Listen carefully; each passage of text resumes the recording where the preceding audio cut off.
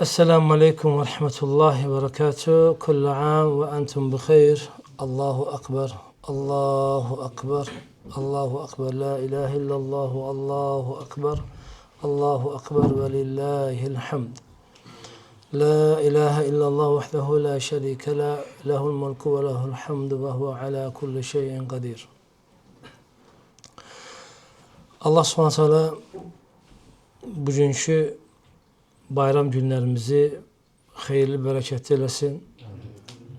Allah subhanahu teala kəsdiyimiz oruçları qəbul etsin. Allah subhanahu teala Rabbim bizləri bu bayramdan, günahlarından təmizlənərək çıxmağı bizə nəsib etsin. Allah subhanahu teala bizləri nəfsimizlə yalnız baş bırakmasın. Nəfsimizi Allaha qurban kəsməyi Rabbim bizə nəsib etsin və Allah s.ə.v. bu bayramda bizə şirklə əlaqələrimizin kəsməyi, küfürlə əlaqələrimizin kəsməyini, haramla əlaqələrimizin kəsməyini nəsib etsin. Əsl qurban kəsən, əsl bayram nədir? Tevhid üzərində yaşamaqdır. Əsl müsəlmanın həyatındakı olan bayram Allah və Rasulunun razı qaldığı şəkildə yaşamasıdır. Əsl bayram müsəlmanın günahsız keçirdiyi günlərdir. Və bu səbəbdən də bugün bir müsəlmanın bu bayram günlərində öz nəfsini hesaba çəkərək, onu Allahdan uzaqlaşdıracaq hər şeylə əlaqələrini kəsməsini tamamilə bunun üzərində düşünərək bu bayramı bu şəkildə keçirməsi lazımdır. Ki, mənim Allahla arama girən şey nədir ki, onunla mən əlaqəmi kəsim. Dinimlə mənim arama girən şey nədirsə, mən onu kəsim atım.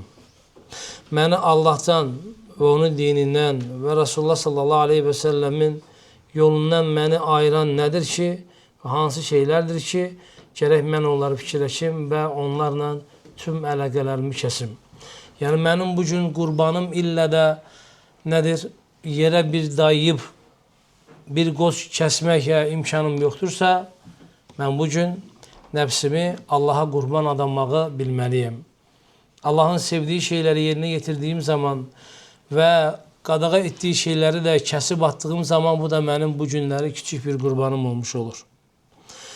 Buna görə həqiqi bayram az öncə də ifadə etdiyim kimi tevhid üzərinə yaşamaq, İslam üzərinə yaşamaq, şirkdən, küfürdən təbərrü etmək, bir müsəlmanın günahsız, masiyyətsiz keçirdiyi günlər onun üçün bayramdır və onun üçün ən mutlu günüdür.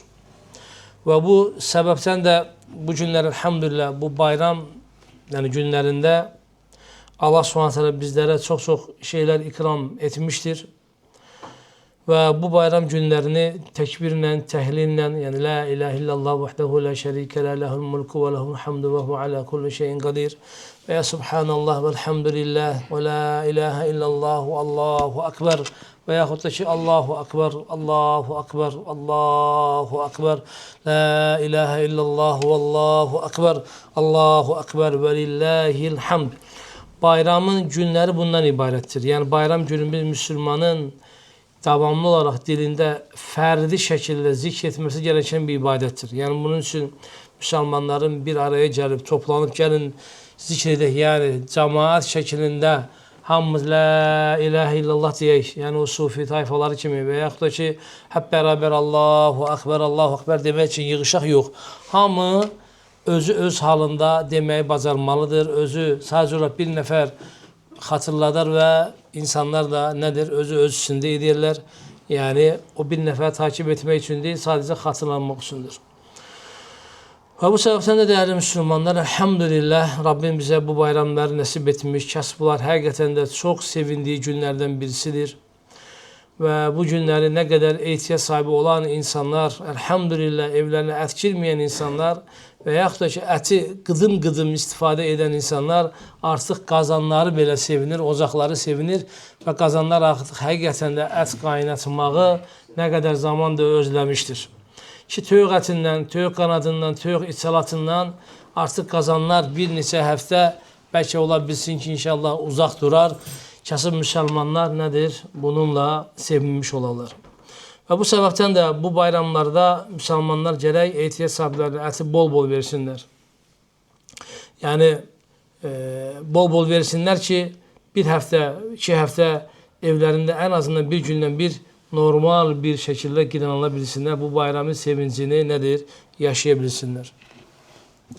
Və bundan sonra dəyərli müsəlmanlar, bayram günü təbii ki, müsəlmanların bir araya gəlməsi, bir arada qurban kəsib, yeyib içməsi, şənlik keçirməsi sahabənin, sələfin sünnətindəndir.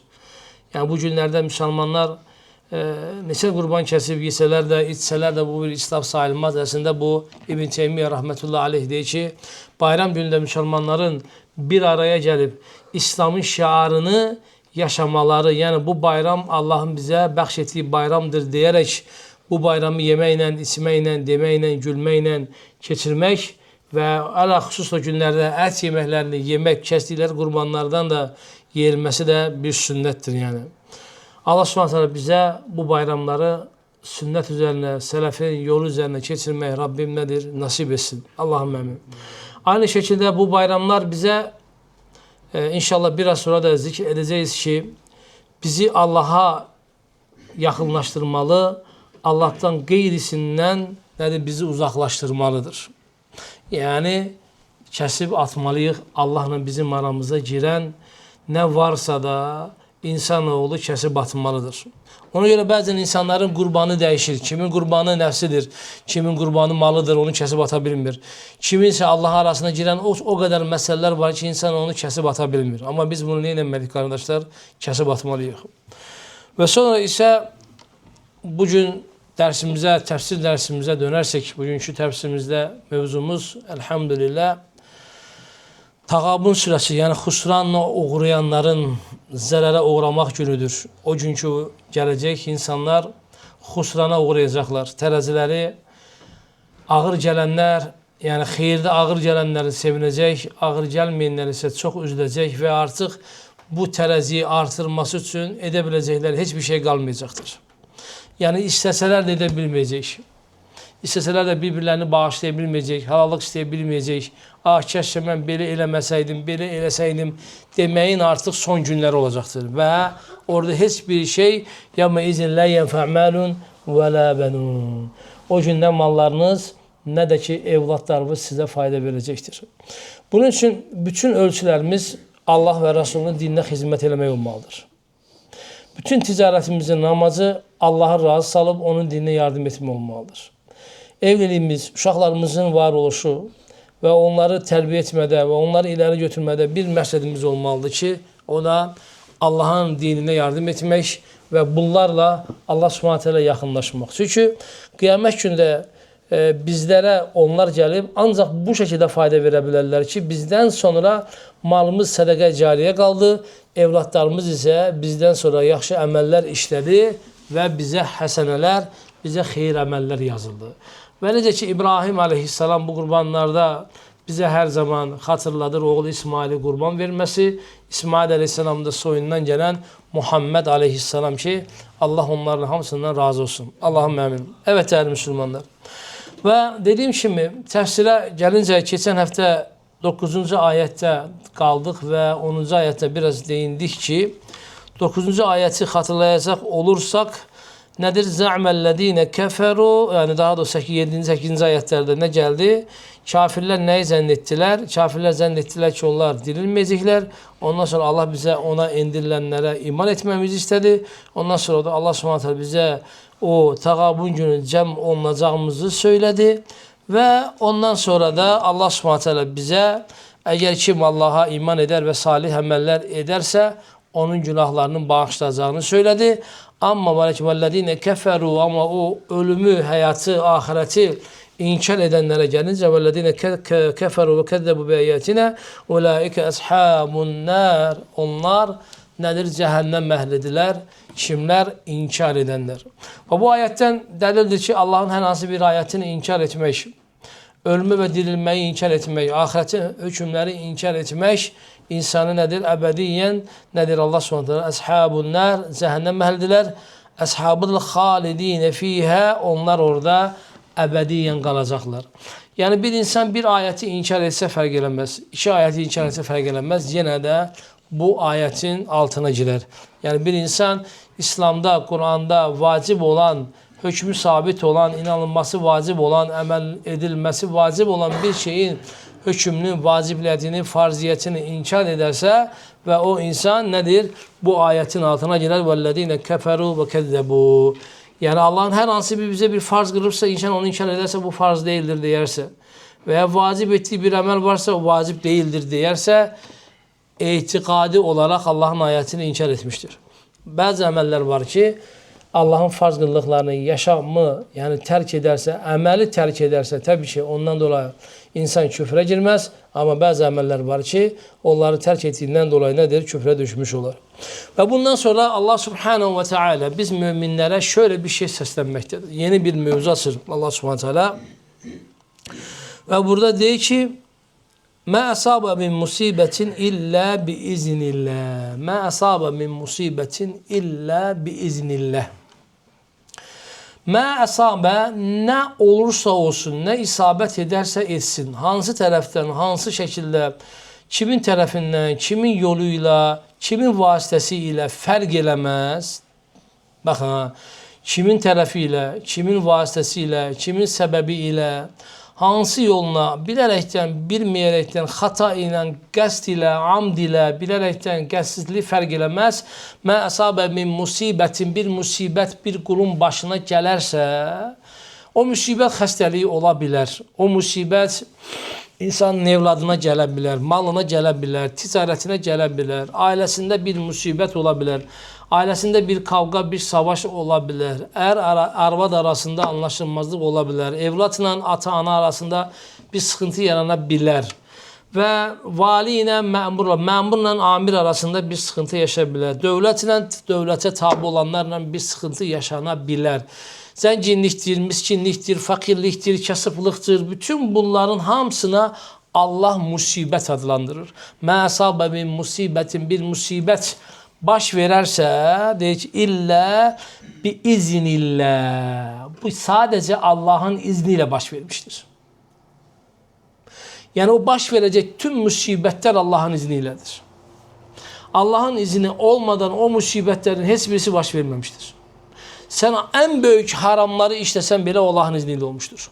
Ən böyük günaha girsən belə yenə Allahın izni ilə olmuşdur. Musibətlərin əsasən bir musibətlə qarşı-qarşıya gəlirsək, yəni toplumda bir musibət baş verdisə, o günahdır, lakin bir musibət oldu. Adam öldürdün məsələn.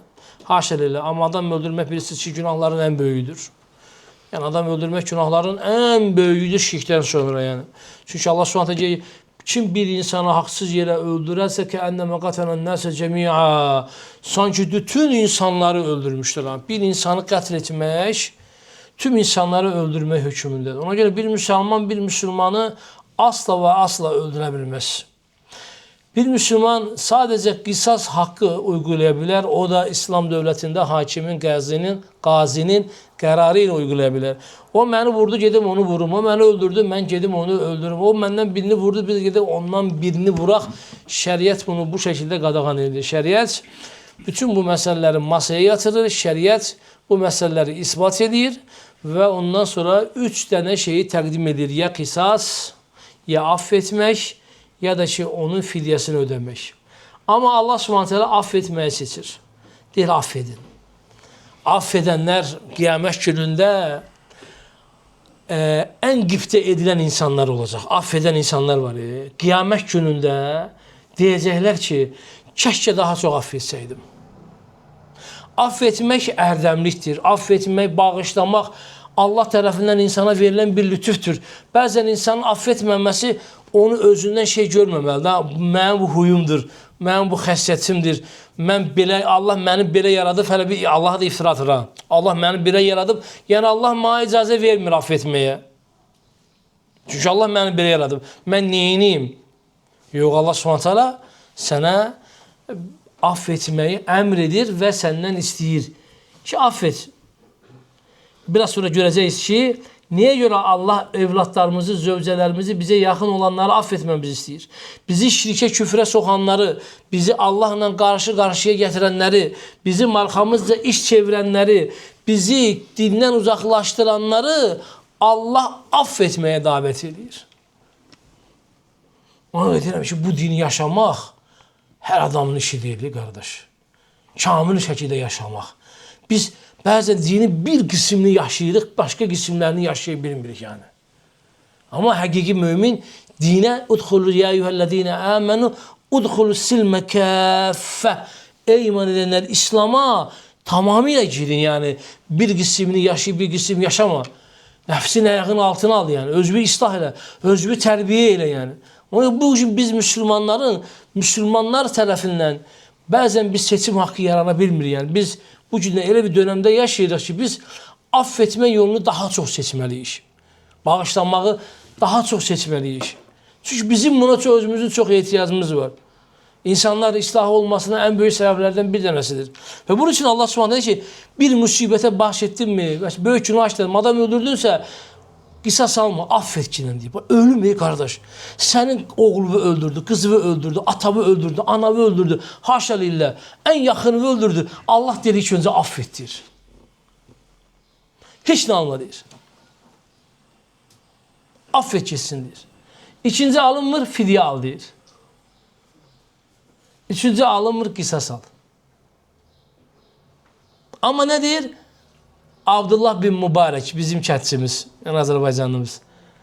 Deyir, affet geçsin. Deyir, bəs Allah deyir, onda siz üçün həyat var. Deyir, affetmək həyatdan daha böyükdür. En böyük həyat deyir, affetməkdir. Dolayısıyla kardeşler, nəfsimiz nədir? Təmizlənmədiyi sürəcə İslamın bəzən dadını insan ala bilmir. Bunun için mə əsabə min musibətin illə bi iznillah və sonra görün nə qədər mən heç bu ayəti bugün belə açıqlamadığım sürəcə bəlkə mən belə başa düşməmişdim. Bəzən dedim ki, bu ayətlə bu musibətin arasında nə kimi bir əlaqə var? Dərin əlaqə, dərin, incə əlaqə, zahir əlaqə yox. Deyir ki, وَمَنْ يُؤْمِنْ بِاللّٰهِ Kim musibətin Allah'tan gəldiyinə iman edərsə, yəhdi qalbə. Onun qəlbini Allah doğruya yönləndirəcək. Sən musibət gəldi mi? Yəni təslim ol, qəlbin rahatlayacaq. Məsələn, musibət anında insan niyə rahatlaşa bilmir? Çünki o musibətə tabi ola bilmir. Çünki iman eləmir. Allah'tan gəldiyinə iman eləmək lazımdır. Gələn musibətin Allah'tan olduğunu, biiznillah, Qaddalallah məşə mənfaal deməyi bacarasınız. Nə oldusa deyən ki, biiznillah, qaddalallah məşə mənfaal. Elhamdülillah alə kulli hal. Elhamdülillah deyəcəksən. Elhamdülillahi deməyi bacaracaqsan. Hamd olsun onun seçiminə. Hamd olsun onun göndərdiyinə. Nə gəldiysə ondan xeyr gəldi. Ondan bizə şər gəlməz. Məsabə min musibətin illə biiznillahdir. Yəni Allah izin verdi ki, bu musibət baş verdi. Peki mən nə yapacağım? Yu'minu billah, iman edəcəm. Mən Allah'a iman edirəm. Sən Allah'a ente tu'minu billah, ana u'minu billah. Və nahnu nu'minu billah. Və huve yu'minu billah. Yəni onlar, bizlər hamımız gələn musibətə nə deyəcəyiz? Allah'tan gəldi, elhamdülillah. Bu ayəti dəstəkləyən bir ayətdə var mı? Var. وَلَنَبْلُوَنَّكُمْ Mən sizi imtihan edəcəm. Bir şey, o şeylərlə ki, xavf, qorxu, acılıq, sızlıq, kasıblıq, zənginlik, fəxirlik imtihan edəcəm. Və bəşşiri sabirin, sabr edənləri müjdələ. Deyilən ki, qul innə lillahi və innə ileyhi raciun. Biz Allah'tan gəldik, Allah'a da dönəcəyiz. Yəni zaten bunları Allah gətirdi, Allah verdi və Allah da bizdən alacaq və sonuçta Allah'a dönəcəyiz. Bizdən istənilən nədir? Rolumuzu düzgün oynamaq. Sən rol oynayansın, qardaş, sən rol oynayansın. Sənə rolu necə veriblərsə, o şəkildə oyna. Sənin haqqın yoxdur rola qarşı çıxmağa. Səndən nə istənilirsə, qardaş, onu o şəkildə yerinə getir.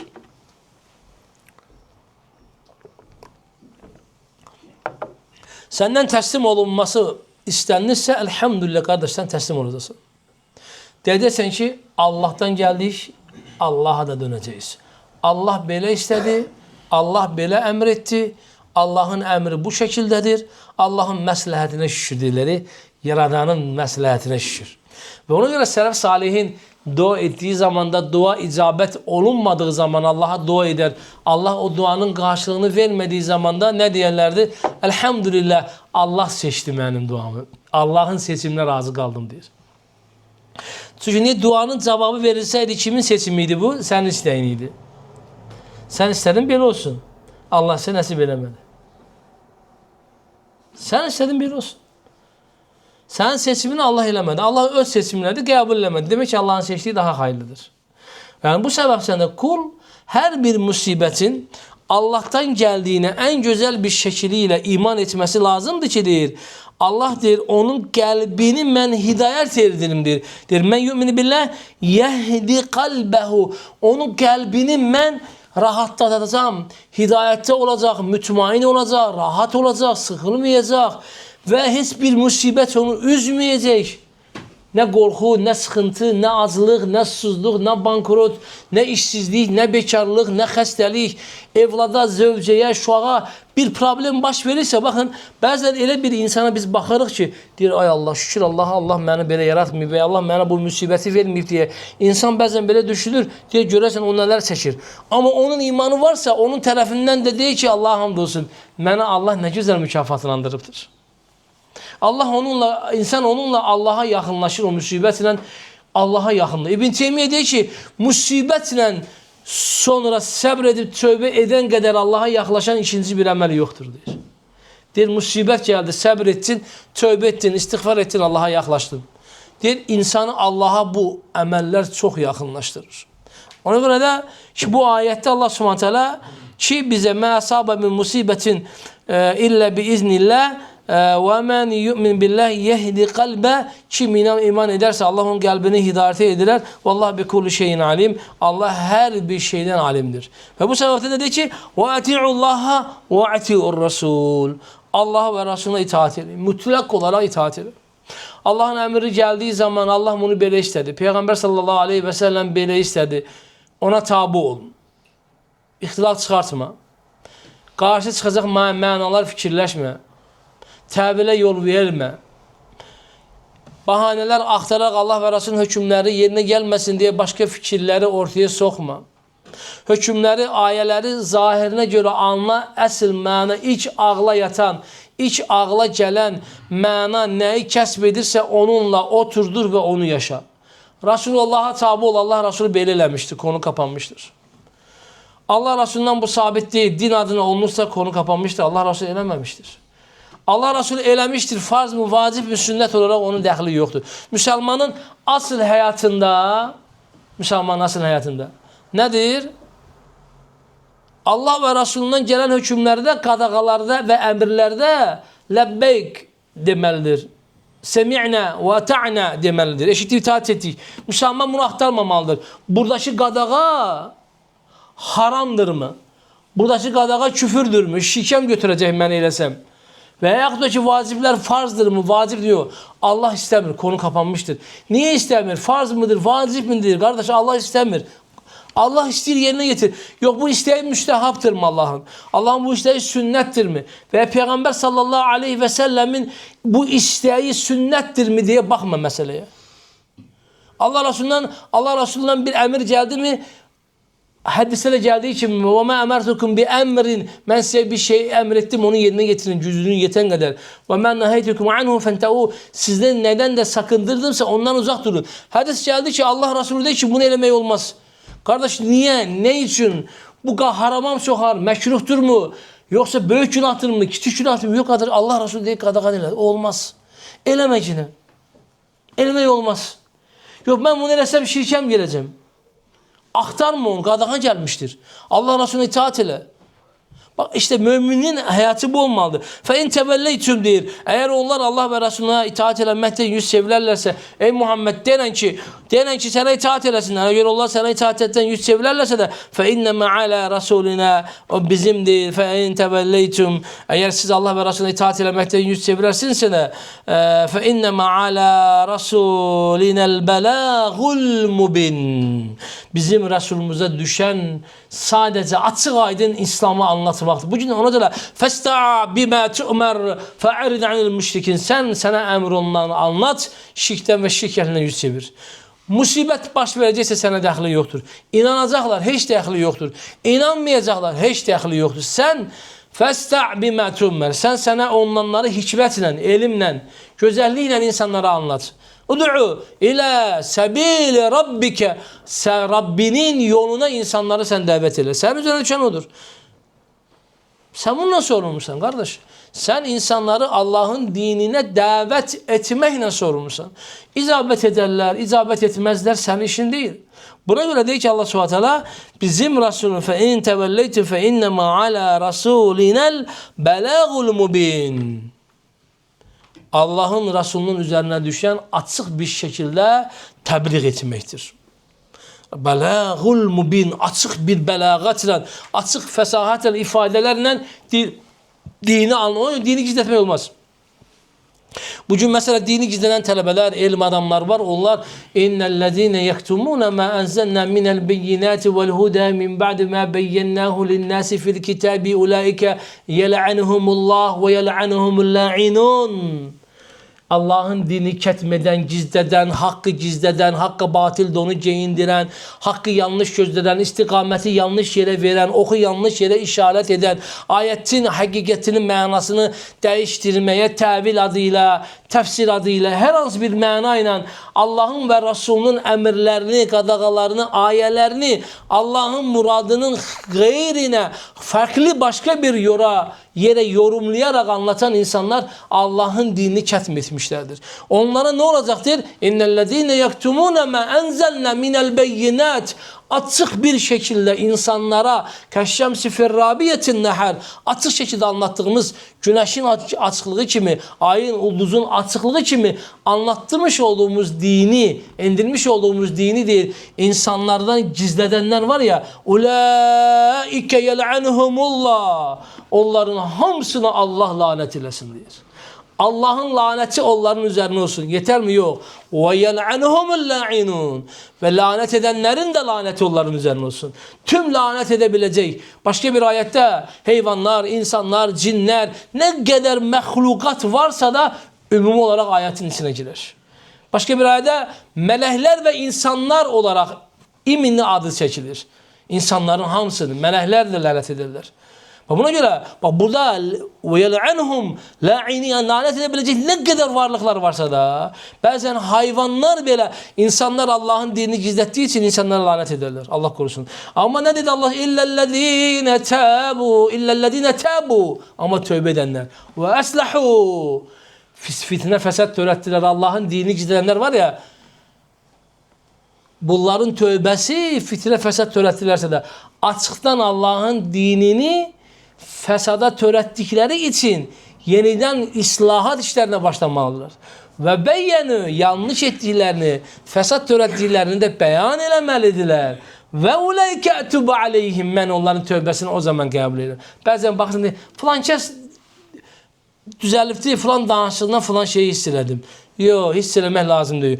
Eğer o Allah'ın dinini gizlenen bir alimse, bir ilim tələbəsiyse, bir dəvətçiyse, Allah'ın dinine zarar vuran ilim tələbəsi, Allah'ın dinini değiştiren veya bidatı davet eden veya şirke davet eden veya küfre davet eden, harama davet eden, Allah'ın dinini ketmeden davetçi, alim, kim olursa olsun onların tövbesi bu ayetin şeklinde olması lazımdır ki beyan ettiği kimi, yani onlar tövbe ederler, tövbelerini beyan ederler ve töretmiş olduğu fesatı da düzeltirler. İllellezine tabu ve beyyenu ve eslahu ve ulaike etubu aleyhim. O zaman onların tövbesi kabulü ne zaman? İslah ederlerse de, beyan ederlerse de, tövbe ederlerse de o zaman nedir? Bunların tövbesi Allah katında da geçerlidir. Ve Allah der o zaman ben bunları neyniyərəm? O zaman ben bunların günahını bağışlayaram. Ve bu Allah Subhanahu Teala'nın de ki Allah o Allah'tır ki ondan başka ibadete ve itaate layık bir ma'bud yoktur. Ve alallahi felyetevekkelil mu'minun. Öyleyse değil o Allah'a müminler hakiki anlamda neylesinler? Tevekkül etsinler. Allah Subhanahu ve Teala bizi ona hakkıyla tevekkül eden kullarından etsin. Allahümme amin ve ahir da'vana elhamdülillahi rabbil alemin.